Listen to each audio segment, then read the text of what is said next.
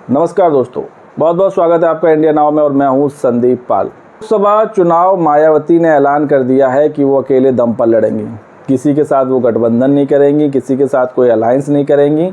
लेकिन बावजूद इसके अभी भी गठबंधन का जिन्न फिर से निकल आया है। एक बार फिर से चर्चा तेज हो गई है कि मायावती गठबंधन कर सकती हैं। अभी भी जो इंडिया अलायंस की पार्टियां हैं वो उनके पीछे पड़ी हुई हैं गठबंधन के लिए। और इसके पीछे की जो सबसे बड़ी वजह बताई जा रही वो ये बताई जा रही है कि पहले चरण का चुनाव दरवाजे पर है, बिल्कुल नज़दीक है, लेकिन अभी तक यूपी में गठबंधन ने एक भी फाइनल लिस्ट जारी नहीं की है। मतलब जो पहले चरण के चुनाव है उसके लिए अभी तक कोई फाइनल लिस्ट नहीं आई है कि कांग्रेस और सपा ने मिलकर कोई प्रेस कॉन्फ्रेंस करके एक कंप्लीट लिस्ट जारी की हो या 20-30 प्रत्याशियों के नाम का ऐलान किया हो। सीटों का बंटवारा जरूर कांग्रेस और सपा के बीच हो गया है, लेकिन अभी तक पूरी कंप्लीट लिस्ट सामने नहीं आई है, जिसके बाद से चर्चा यही चल उठी है कि क्या इंडिया अलायंस की पार्टियां एक बार फिर से मायावती के साथ गठजोड़ करने के लिए लगी हुई हैं। क्या एक बार फिर से मायावती को मनाया जा रहा है, जबकि मायावती ने साफ साफ कह दिया कि वो गठबंधन नहीं करेंगी। लेकिन राजनीति में उम्मीदें कभी ख़त्म नहीं होती हैं, आदमी प्रयास करता रहता है। तो यही प्रयास विपक्षी दलों की तरफ से किया जा रहा है कि मायावती को एक बार फिर से मनाकर गठबंधन में शामिल किया जाए, क्योंकि अगर मायावती गठबंधन में शामिल होती हैं तो इंडिया अलायंस को बहुत ही फ़ायदा हो सकता है, बहुत प्रचंड जीत मिल सकती है, कई सीटों पर वो करिश्मा कर सकती है। और अगर मायावती अलायंस में शामिल नहीं हुई तो इसका घाटा काफ़ी हद तक इंडिया अलायंस को उठाना पड़ सकता है, क्योंकि इंडिया अलायंस को भी पता है कि मायावती की पार्टी का जो कोर वोट बैंक है वो उनसे कभी अलग नहीं होता। उसमें थोड़ा बहुत उतार चढ़ाव हो जाए, 1-2% की गिरावट आ जाए, लेकिन ज़्यादातर वोटर उनकी पार्टी को ही वोट करता है जो उनको वोट करता आया है। तो कवायद जारी है मायावती को गठबंधन में लाने की, लेकिन अभी तक पत्ते सारे खोले नहीं हैं। वहीं मायावती ने भी अभी अपने पत्ते पूरे खोले नहीं हैं। कांग्रेस की जब लिस्ट पर सवाल किया जाता है कि यूपी को लेकर कांग्रेस की अभी तक कोई लिस्ट नहीं आई, प्रत्याशियों के नाम का ऐलान नहीं हुआ, तो कांग्रेस भी चुप्पी साध लेती है। वहीं जो सपा है वो धीरे धीरे कभी 1 प्रत्याशी, कभी 2 प्रत्याशी, कभी 3 प्रत्याशी करके लिस्ट बना रही है, और उसमें भी कभी भी फेरबदल भी कर दिया जाता है, कभी भी अदला बदली कर दी जाती है। तो अभी इंडिया गठबंधन में जो प्रत्याशियों को सीट बंटवारे का मामला हो या फिर प्रत्याशियों के नाम के ऐलान का मामला हो, वो अभी अधर में लटका है। सब डुलमुल रवैया उस पर अपनाया जा रहा है। अभी तक कोई पुख्ता और मजबूत रिपोर्ट सामने नहीं आई है जिसमें ऐलान कर दिया गया हो कि भाई 80 में से 40 सीटों के प्रत्याशियों का ऐलान कर दिया गया हो, 20 प्रत्याशियों का ऐलान कर दिया गया हो। ये गठबंधन की दोनों पार्टियों ने मिलकर अब तक ऐसा नहीं किया है। सपा जरूर बीच बीच में अपनी 1-2 लिस्ट जारी कर रही है, लेकिन 1-2 दिन बाद उसमें कोई चेंज भी कर देती है। तो यही वजह है कि अभी तक गठबंधन प्रत्याशियों के नाम का ऐलान नहीं कर रही है। कांग्रेस यूपी में अभी तक प्रत्याशियों के नाम का ऐलान नहीं कर रही है, और जिसके पीछे अटकलें लगाई जा रही हैं, कयास जड़े जा रहे हैं कि मायावती को गठबंधन में लाने की पुरजोर कोशिश में कांग्रेस लगी है, क्योंकि कांग्रेस का भविष्य यूपी में बड़ा ही ख़राब चल रहा है। उसको भी पता है कि अगर मायावती इंडिया गठबंधन में नहीं आई तो यूपी में साख बचाना बड़ी मुश्किल होगा, क्योंकि पिछली बार तो अमेठी से ही राहुल गांधी हार गए थे, और इस बार सोनिया गांधी भी राज्यसभा चली गई हैं, तो रायबरेली की सीट भी खाली है। अभी तक अमेठी रायबरेली पर प्रत्याशी का ऐलान ही नहीं हुआ।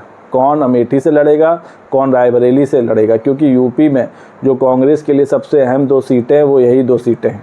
अगर इन 2 सीटों पर अभी तक प्रत्याशियों का ऐलान कांग्रेस नहीं कर पाई है तो ये सोचने वाली बात है, विचार करने वाली बात है कि आखिर कांग्रेस को किस चीज़ का डर सता रहा है। क्या वो अभी भी डरी हुई है बीजेपी से जो हार मिली थी, स्मृति ईरानी से जो राहुल गांधी को हार मिली थी, और रायबरेली पर किस प्रत्याशी को उतारा जाए, जबकि कांग्रेस पार्टी के जो कार्यकर्ता हैं और जो उनके प्रशंसक हैं वो ये कहते आए हैं कि अमेठी से राहुल गांधी लड़ें और रायबरेली से प्रियंका गांधी को मौका दिया जाए। लेकिन कांग्रेस ने अभी तक अपने पत्ते नहीं खोले हैं। तो ये वो अटकलें हैं, ये वो कयास है जिनसे चर्चाओं का बाजार गर्म है कि मायावती को इंडिया अलायंस में लाने के लिए विपक्षी दल पूरी तरह एकजुट हो गए हैं, उनको मनाने की कोशिश जारी है। लेकिन मायावती क्या अपना अटल फैसला बदलेंगी, क्योंकि मायावती तो ऐलान कर चुकी है कि वो अकेले दम पर लोकसभा चुनाव लड़ेंगी। ऐसे में अगर मायावती इंडिया अलायंस में जाती हैं तो इससे फ़ायदा तो दोनों को होगा, इंडिया अलायंस को भी होगा और मायावती की पार्टी को भी होगा। क्योंकि मायावती की पार्टी जब जब गठबंधन करके चुनाव लड़ी है तो उसको हमेशा फ़ायदा ही हुआ है, कभी घाटे का सौदा उसके लिए रहा नहीं।